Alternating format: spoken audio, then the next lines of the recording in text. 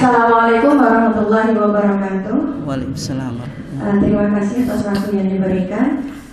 Yang saya tanyakan, saya pernah membaca bahwasanya ketika jenazah sudah dimakamkan, itu ada anak dari jenazah atau keluarga itu tidak boleh pulang dulu, harus di dekat makam dulu mendoakan. Sehingga ketika ada malaikat munkar dan nakir datang memberi pertanyaan kepada jenazah, itu mungkin lebih halus pertanyaannya. Ada yang mengatakan seperti itu.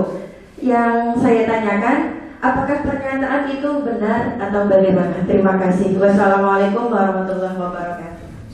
Ya.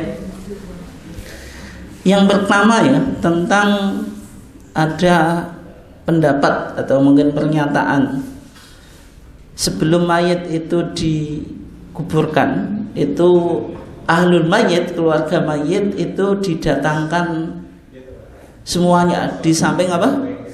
Kuburan, termasuk istri, kemudian anaknya juga. Tujuannya apa? Supaya bisa mensyafaati mayit. Artinya syafaat itu kan pertolongan loh. Ketika dua malaikat tadi, yang pertama al-munkar, yang kedua an-nakir, itu melihat mayit itu meninggalkan anak, kebetulan anaknya masih kecil, maka kegalaannya tadi, yang dia punya mata apa warnanya saja harus azraqon, keduanya biru, aswadan, hitam itu. Bawa palu juga Pak ya. Masalahnya palunya ini sakti Pak, sekali pukul gunung saja jadi apa? Jadi debu. Itu akan sedikit merasa kasihan gitu kepada apa? Si mati tadi itu. Sehingga tidak, pertanyaannya semakin mudah. Dan sehingga kalau talqin itu kan dikatakan nalika ditekani malaikat loro, ojo apa? Ojo ndredeg, ojo gemeter. Tadi mau saya baca panjang karena waktunya nggak mungkin cukup kalau saya baca semuanya. Itu kan artinya galak Pak pertanyaannya. Atau orang yang tanya itu sangat galak ini. Sehingga tadi ada keyakinan semacam itu. Apakah itu ada tuntunannya? Yang pertama jelas tidak ya. Kenapa kok tidak?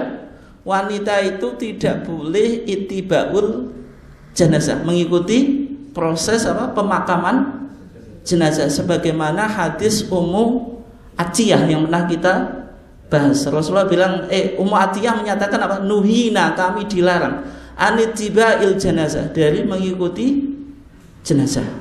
Ummu Atiyah itu pernyataan Ummu Atiyah. Ummu Atiyah itu kan sahabiah, seorang apa? Sahabat. Pernyataannya itu tidak apa, bukan pernyataannya Nabi. Itu yang berkaitan dengan pertanyaan kedua. Tapi kok kenapa di sini kita pakai hujah sebagai sumber hukum? Karena Ummu Atiyah itu menyatakan nuhina, kami dilarang. Kalau ada kalimat ini aktif atau negatif?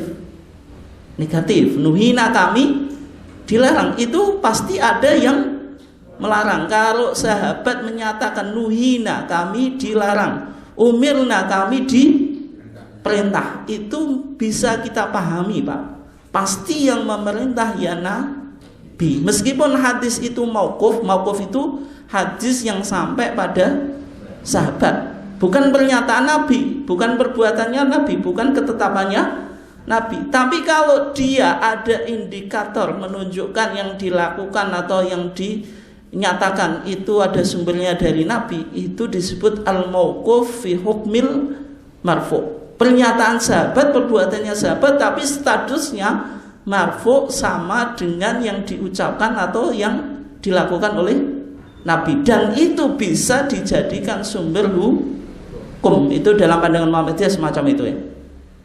Berarti hadis Ummu Atiyah ini bisa dijadikan landasan hukum.